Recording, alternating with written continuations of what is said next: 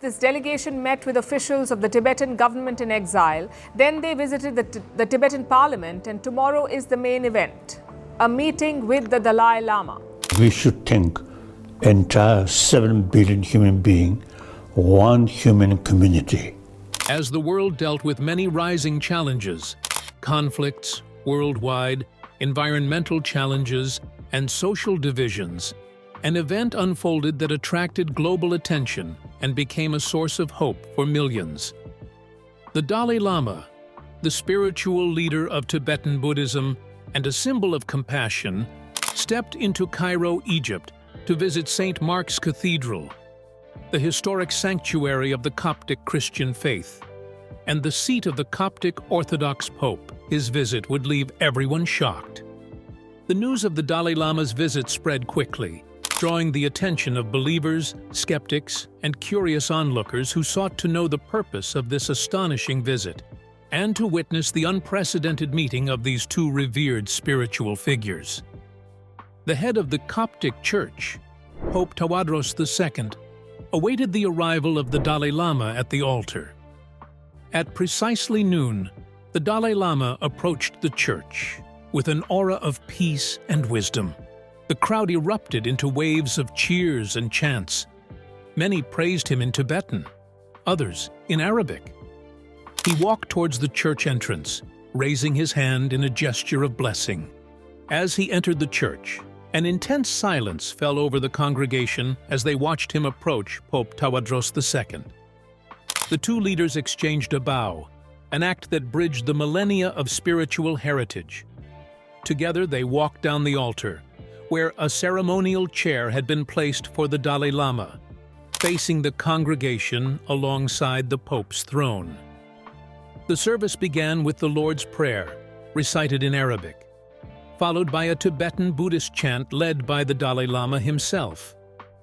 The interplay of these two spiritual traditions warmed the hearts of many. Yet, it was what happened next that would etch this day into the archives of history. Midway through the service, as the Dalai Lama began a silent meditation, the atmosphere in the cathedral shifted. Some described it as an overwhelming sense of presence. Others spoke of a light that seemed to emanate from the walls of the church. A few in the crowd began to weep uncontrollably, while others found themselves inexplicably drawn into a deep, collective stillness. As the prayers continued, a woman in the congregation collapsed. As members rushed to her side, the Dalai Lama rose from his seat. As he moved towards her, the congregation and his attendants firmly dissuaded him with claims that the woman, later identified to be Layla Hassan, had been sick all her life, but he raised a hand to stop them. Kneeling beside Layla, he placed his hands on her head and closed his eyes. The Buddhist leader chanted hymns and prayers over Layla's body, and immediately she opened her eyes. A look of bewilderment replaced the pain she had once felt. She stood up with the assistance of the Dalai Lama. Her strength had been fully restored, and the crowd erupted into cheers and gratitude. The Dalai Lama returned to his seat without a word. His face was filled with compassion. Pope Tawadros II addressed the congregation. He lifted his hands and spoke of divine unity and mysteries that transcended human understanding. "Today," he said, "we have witnessed the power of faith and compassion united, the power of religion and sovereignty of oneness." The congregation, still in awe, remained seated after the service had officially ended, receiving prayers and blessings from the spiritual heads. The Dalai Lama, escorted by his attendants, met with Pope Tawadros II in a private chamber following the service. Their discussion focused on humanitarian efforts and the promotion of interfaith dialogues. The two leaders agreed that the unity demonstrated at St. Mark's Cathedral could serve as a model for peace-building and strengthen ties between the Eastern and Western religious traditions. The news of the miraculous event at St. Mark's Cathedral spread rapidly. Videos capturing Layla's recovery went viral, and believers expressed their admiration for the Dalai Lama and Pope Tawadros II. applauding their efforts to bring together different faiths. The Dalai Lama and Pope Tawadros II announced the formation of the United Faith Alliance. This initiative aimed to focus on environmental conservation. Together, they shared their plans to launch a campaign that encourages people from all faiths to adopt eco-friendly practices. The Dalai Lama expressed his gratitude to the Pope for accepting his offer as he shared with the media the grounds the Alliance aims to cover. This initiative will foresee the start of interfaith events and workshops that emphasize the shared responsibility of humanity in making the world peaceful and serene for habitation, he said. The United Faith Alliance caused a global awakening that reshaped the dialogue around faith, unity, and the well-being of the environment. The unexpected meeting between the Dalai Lama and Pope Tawadros II moved people to action. The Alliance started its first major campaign called For All Humanity.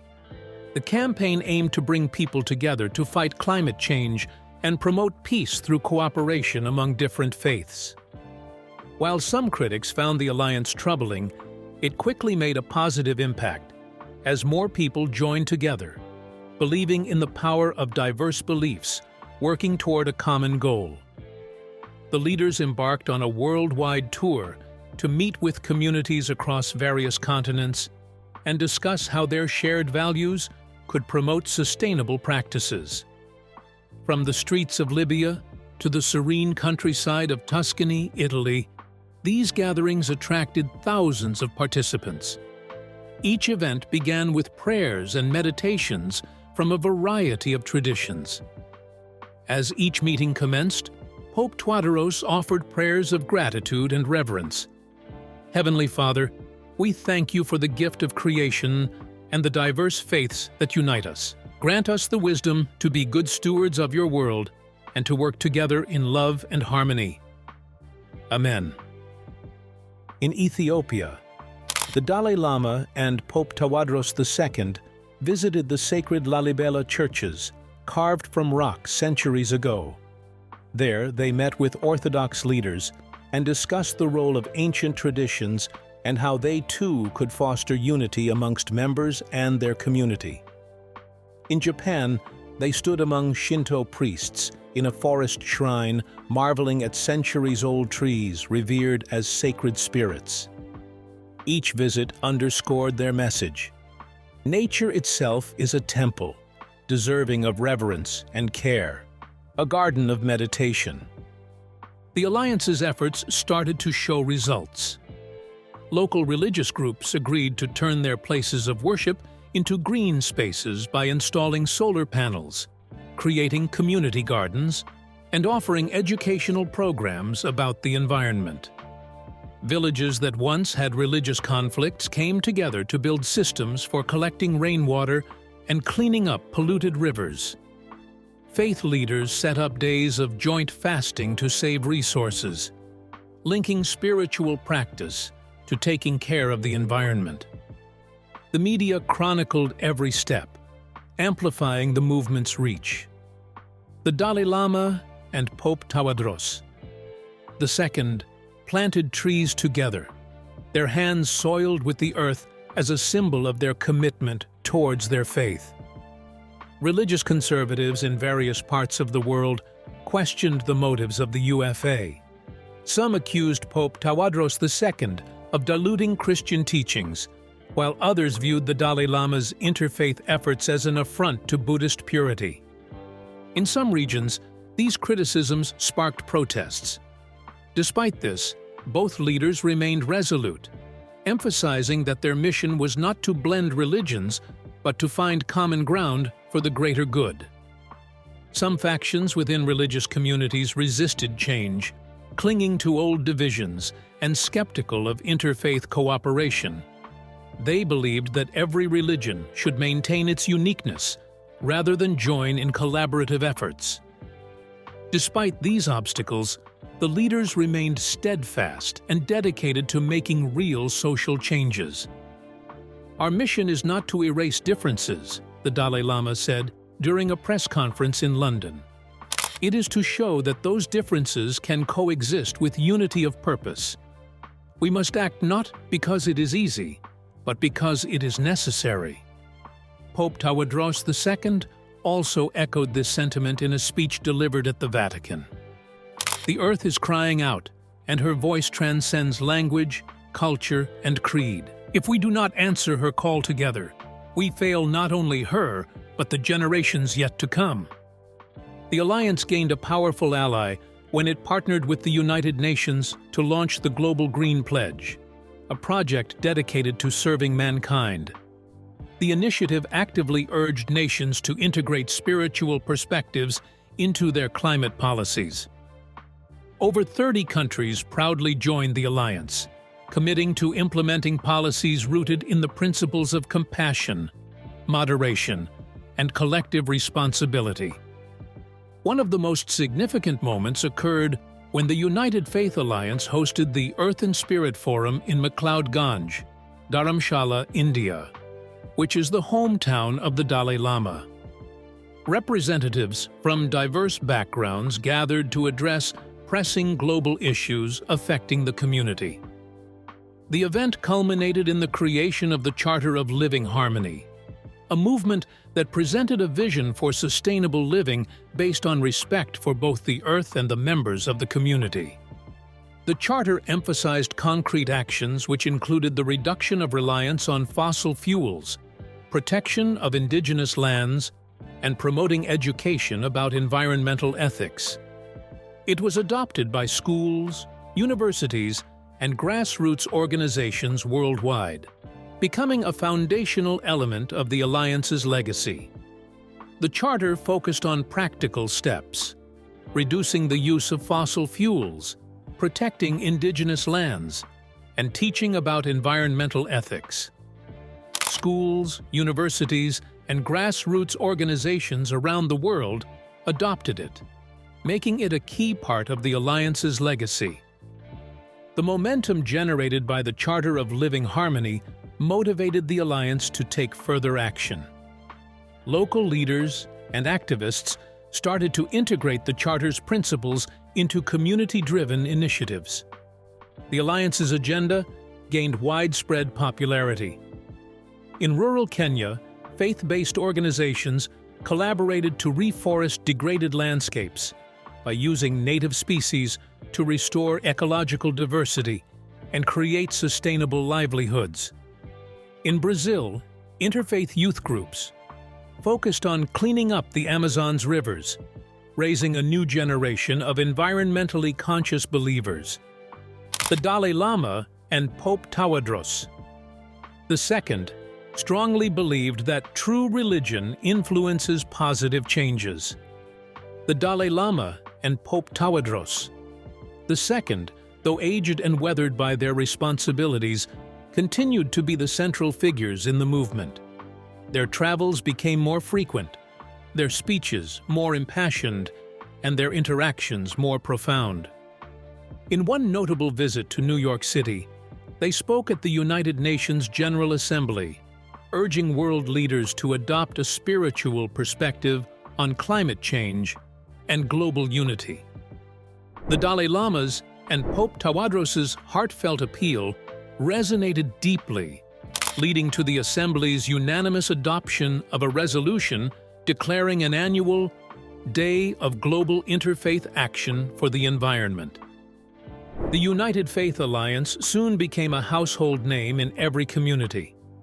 It wasn't just an organization, it was a movement that united people across regions that once seemed challenging to reach. Many joined the cause, creating works inspired by the Alliance's vision. A documentary titled Harmony in Action won international acclaim, chronicling the journey of the Dalai Lama and Pope Tawadros II from their historic meeting at St. Mark's Cathedral to the global impact of the United Faith Alliance. The film's vivid imagery and emotional storytelling inspired viewers worldwide to take action in their communities. Despite these achievements, challenges persisted. Critics continued to voice their opposition, often amplifying their criticisms through social media and other news outlets. Some accused the leaders of overstepping their spiritual roles by delving into political and environmental activism. Others claimed that the Alliance's initiatives were rather superficial, unable to address the systemic issues driving environmental degradation and social inequality. In response, the Dalai Lama and Pope Tawadros II reiterated their commitment to the cause and emphasized that their work was grounded in humility and a genuine desire to serve humanity. In a landmark event, the Alliance hosted a revolutionary gathering tagged the Interreligious Summit for Global Renewal in Johannesburg, South Africa. Representatives from over 100 faith traditions and beliefs groups gathered to share their wisdom and collaborate on strategies to address pressing global issues. The summit's highlight was the unveiling of the United Food Project, a program aimed at creating shared spaces where communities could grow food, build relationships, and practice sustainable living. The summit also saw the introduction of the Harmony Index, a tool developed by a team of scientists, economists, and spiritual leaders to measure the environmental and social impact of communities adopting the Alliance's principles. The index provided a tangible way to track progress and inspired healthy competition among cities and regions striving to improve their scores. It became a catalyst for change, motivating governments and organizations to prioritize sustainability and inclusivity. As the movement expanded, the Alliance reached a critical turning point when a devastating wildfire season affected multiple communities, destroying vast areas of forest and displacing millions of people. The Dalai Lama and Pope Tawadros II acted quickly, mobilized resources, and coordinated relief efforts. They visited the affected regions, providing comfort to survivors and rallying volunteers from various backgrounds to help with recovery efforts. The Alliance's response reflected the power of collective action, showing that unity can overcome even the most significant challenges. The wildfire crisis also led to the establishment of the Hallowed Earth Fund, a global initiative created to support communities vulnerable to climate disasters. Funded by donations from individuals, businesses, and governments, the Hallowed Earth Fund provides grants and donations for projects that range from building infrastructure to restoring natural ecosystems. Its success further solidified the Alliance's reputation as a force for positive change. The Dalai Lama and Pope Tawadros II became symbols of hope and strength. Their zeal for change impacted many ecosystems. Their pictures filled city murals, their quotes were popular on social media, and their influence went beyond just religious groups. Many young people looked up to them as role models for a new kind of activism that combined spirituality, kindness, and practical action. The Alliance's focus expanded to include education and youth empowerment. Partnering with universities and NGOs, the Alliance launched other programs that provided scholarships and mentorship opportunities for young leaders committed to environmental and social justice. Amid these developments, the Dalai Lama and Pope Tawadros II continued their faith movements. Their conversations were open and thought-provoking, reflecting their shared belief in the importance of addressing contemporary issues with wisdom and compassion. With time, the Alliance's impact became undeniable. The United Faith Alliance celebrated its 10th anniversary with a grand gathering at St. Mark's Cathedral, where it all began. Representatives from every corner of the globe attended, sharing stories of transformation and expressing gratitude for the vision that had brought them together. The Dalai Lama and Pope Tawadros The second, seated side by side, addressed the assembly with words that echoed their firm commitment to the Alliance's principles. "We began this journey with a simple belief," said Pope Tawadros II, his voice filled with conviction, "that love and compassion can bridge any divide. Today, we see that belief validated in the faces of those who have joined us." The Dalai Lama, his calm smile radiating warmth, added, "Our work is far from over, but we have shown that even in the face of great challenges, humanity can come together. Let us continue to walk this path, guided by the light of unity and the hope of a better world." The celebration concluded with a symbolic act, the planting of a sacred tree in the cathedral's courtyard, its roots a reminder of the Alliance's enduring legacy and its branches a symbol of the growth yet to come, and remembrance that unity in religion was greater and needed in making notable changes in the world. Despite their advancing years, the Dalai Lama and Pope Tawadros II stood as lead figures in the movement. Their speeches and actions drew many to the noble cause. Yet both leaders knew their time at the helm was drawing to a close. In a joint statement, they announced their decision to retire from active leadership and service, citing the need to ensure the Alliance's sustainability by passing the torch to the next generation. "It is not our presence that sustains the Alliance," the Dalai Lama said during a farewell address at Dharamshala. "It is the collective commitment of humanity to harmony and compassion. The seeds we have sown must be tended by others who will carry this mission forward." Pope Tawadros II, addressing a crowd at St. Mark's Cathedral in Cairo, echoed the same sentiments. "This alliance was never about us as individuals," he said. "It is about the unity of purpose that will transcend through all boundaries. The future of the Alliance lies in the hands of those who believe in the sanctity of creation and the power of faith to heal the world." After they retired, both leaders chose quieter lives, but still served as spiritual advisors to the Alliance. They sometimes attended important events, reminding everyone of the movement's beginnings. The Alliance grew strong under new leadership, building on what its founders started. As the Dalai Lama and Pope Tawadros II looked back on their journey, they felt grateful. The Dalai Lama wrote in his memoir, "We were merely instruments. The true power lies in the collective will of humanity." Pope Tawadros II said in a final interview, "To serve creation is to serve the Creator. This alliance was not ours. It belongs to the world.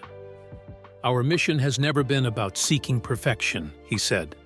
"It has always been about finding harmony in our shared humanity. The conflicts of our world are vast, but so is our capacity for compassion and love and tremendous change. We do not claim to have solved all the world's problems, but we have sparked a movement that invites everyone to play their part, regardless of their creed, religion, nationality, or background." Years ago, when the Dalai Lama and I first stood together at this altar, many were skeptical. They questioned how two men from different faith traditions could work together so seamlessly. However, as we have seen, it is not our differences that define us. It is our shared commitment to healing the world, protecting our planet, and serving humanity with love and respect. "The path to unity is not always easy," he admitted. "There are still those who resist change and cling to old traditions and misunderstandings. Yet we have learned that we must confront these challenges with patience, understanding, and a willingness to listen. We are all on this earth together, and it is our collective responsibility to create a future that is just, peaceful, and sustainable." As the interview concluded, the Pope smiled warmly in appreciation for all they had accomplished together.